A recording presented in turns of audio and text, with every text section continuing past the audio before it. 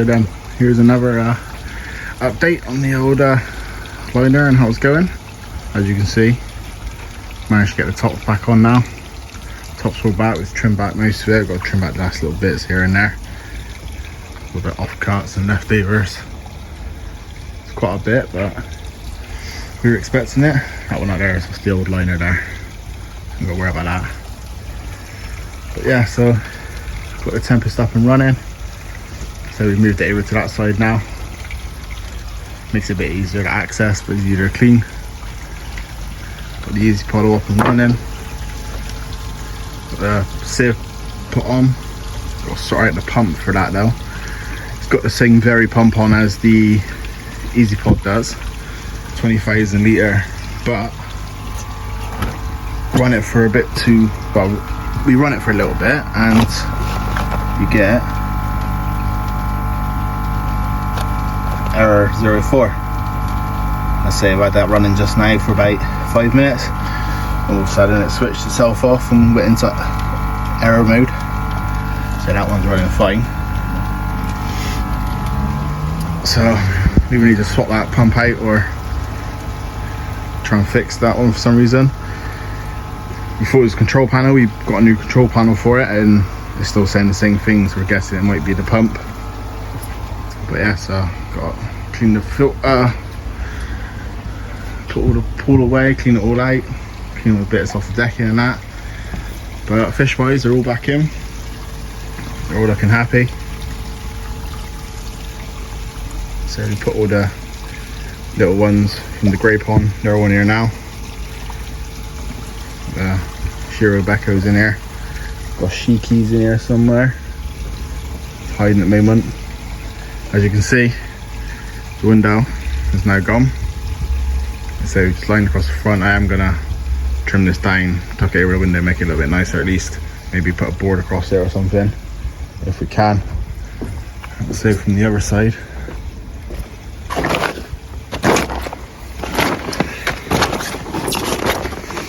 It's just, unfortunately, for some reason, the liner on the back is brown, not black. So we were hoping it would be completely black, or we were debating whether or not to go brown inside and black backing, but we decided to go black just to help keep any warmth in.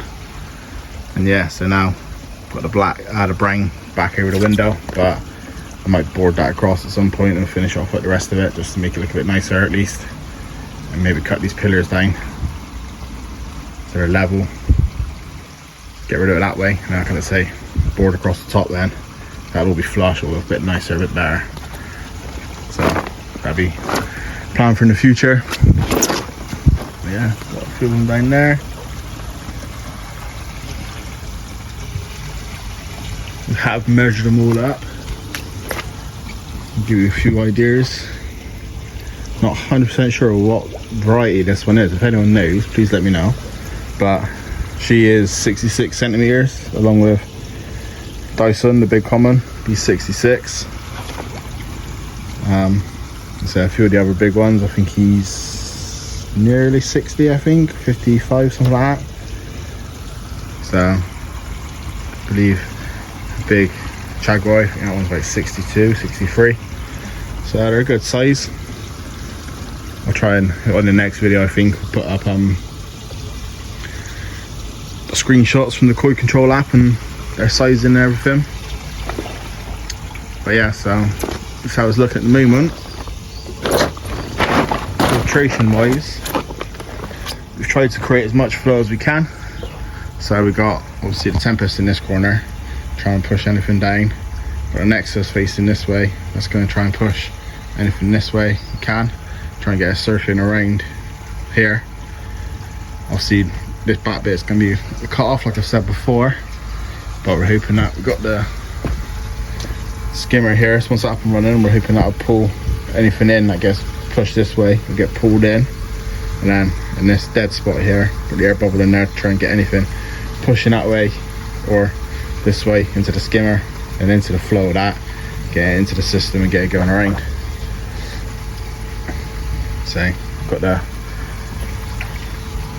bottom drain up on this top ledge now, So if the water, if anything happens with the filtration, any pipes burst or anything like that, it's got that bottom section for them all to dart into and be safe for the time being.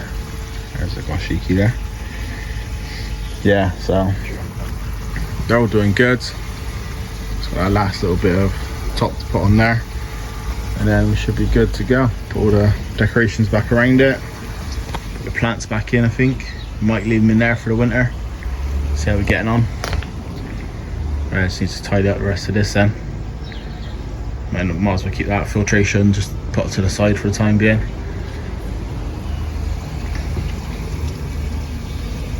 Nice white and red one, Saragoy. So yeah, water quality isn't great. That's because I haven't been able to get the waste pipe put on, and bloody switched the pump off. Yeah, the easy pod off earlier, switched back on. I forgot I'd go straight into a cleaning cycle, so I didn't have the pipe work ready to go in the waste, so it's pumped all the waste food water back into the pond again. So I'm hoping over a couple of days that'll clear up again. Should look a bit nicer. So the sturgeon's in there, he's doing good. As always, can't see him, but I'll include one of the videos in the next one of the, him in the swimming pool. You get an idea of the size then and what he actually looks like. So yeah, so we can actually fill the pond up quite high again. Now it's so down so low, and just hopefully no issues, and the water level stays up. Might go a bit higher than this, yeah, I'm not sure. But yeah, like I say, once the siev's going, that'll create a bit of flow this way as well, so that'll try and get that dead spot going. Put the water feeder back on at some point, clean the rest of this pipe work.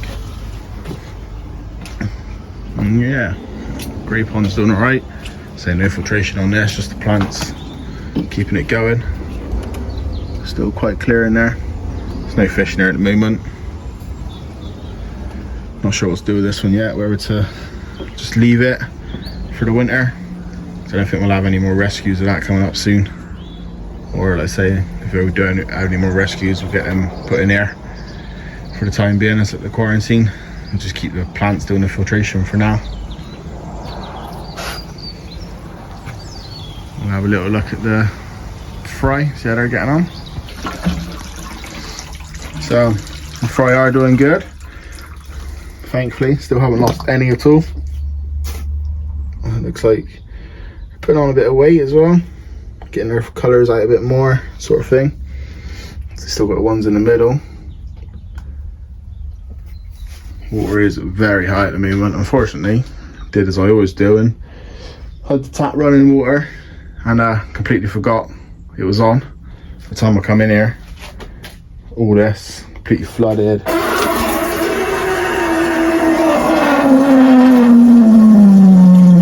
Nice bit of air gap in the pond there, and easy pod there. Thanks very much. Yeah, all that was all flooded. It's all flooded underneath. Thankfully we put that drain valve in, so we quickly managed to get the hose off, whack the drain valve open and drop the water slightly. I think I need to drop it a bit more because, like I say, the floating net is literally just floating, but say we get the issues with like these corner bits, so we do get a fry that end up in there and they go a bit wandering, so I drop the water a little bit more just to get it down a bit more. But yeah, these are doing really well. Still 18.1 in here. Say this isn't heated at all, so I'm quite happy with those temps at the moment. Guess this installation is doing well. We'll get another board of insulation to go across the top, so they do have some natural light coming in from that little window, so I'm hoping that helps their colour. Normal bulb up there every now and again coming on. Yeah, they're feeding well and growing quite well. There's a few in there that I would like to keep, I think, but not sure yet because we got, I think there's 23 in the main pond that we're keeping. There's 7 that are being sold, so altogether there's 30 in the main pond.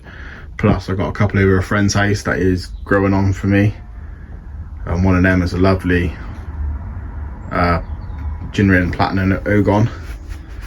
It's only quite small at the moment, but he's slowly getting there. He's starting to hand feed by the looks of it as well. So give it past the winter and he should be coming back into the main pond. He's got a couple more there, I think. Whether or not we're going to keep him or sell him, we're not sure. So sort of sorting through everything at the moment. Bit of winter prep here and there. But yeah, so nice little update for today. Give you an idea of how we're getting on with the ponds and the liner and how that's been going on. Take you right to the main pond again. Yeah, like I said, it's just a quick little update really. Show you what's been going on, what we've been up to, how the fish are getting on, all these sort of things. So it's good to see that they're all happy and glad to be back in their main pond, their big one. Hopefully this liner will last a bit longer really. We did find out what the leak was, as you've just seen in the last video. That window was leaking. Like I said, we felt around the sealant and there's a slight little lip. As soon as we took our finger into that, like it was enough to get just a finger in, and then you just ran your finger across and it just pulled the liner out all the way around. So it's only a matter of time before the water would have got too strong in there and it would just rip the rest of it out, and then that would have been it then, and emptying it quite quickly. So it had to be done, and that's why, like I say, we've made the decision to get rid of the window altogether. Saves any risk of future problems, and like I say, give it a couple of years, or maybe hopefully next year. Someone's getting a bit friendly. Yeah, give it hopefully next year, maybe the year after, and we'll be moving out. So then whoever buys the house, they've got the option of keeping the pond or opening the window back up, doing whatever they want to do with it. So we'll just rip the window out and then board it over and that, but then you got to try and make it sure it's strong enough to hold the weight of the water and all that. Because at the moment I know the water, the window is doing that, so for the time being I'll leave it as it is. And I say, give the next future owners any option they want. If they want the window or they don't want it, it's up to them. So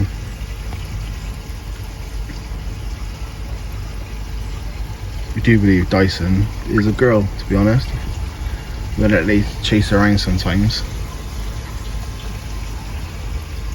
I say unsuccessful spawning. Another variety I want to know about is this one here, this grey one. If I look online, I can't find anything about one like it. I've seen them before on like Facebook groups, but I can't remember where I've seen it. And he's got, like I say, the orange bits down the bottom. I don't think it's a Chiba. I could be wrong. Yeah, we've had him a while. I've never really known what variety he is. I know something like that, I know. Yeah, everyone always does, but so it just helps me with my koi app then, so I know what I'm putting them under. And I say that big white one as well, whatever we believe that one to be. Pretty sure we know the rest.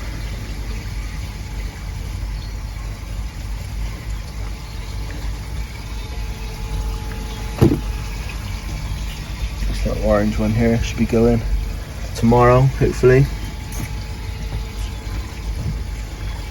And the Matsuba will be going along with the pure white one just there, and this orange Matsuba just there. I believe it's a Matsuba. Yeah, should be going, these three should be going together to a new pond for the winter. And there's about 4 or 5 more still to sell. This jumbo Karashki Goi, that one's going to be going. Eventually, once I find someone that might be interested. Might sell my Saragoi as well, my smaller one. So I say I got the big one there, or a bigger one. I do have a smaller one in here, which I might sell eventually. And then that's it really. 1 or 2 in there somewhere, but I can't see it. Orange and black one there as well. that one should be going eventually, so reduce the numbers, but then at the same time we got more line of bite ready to come in, so it is a constant change. Let's enjoy the hobby, I think. So yeah, so like I said, quick little update. Any more things in the future, let you know about. Still got the moving bed filter to fix, sort out, work out the issues in that one. So yeah, so that's it for today. Thank you all for watching. Keep enjoying your ponds. All the best.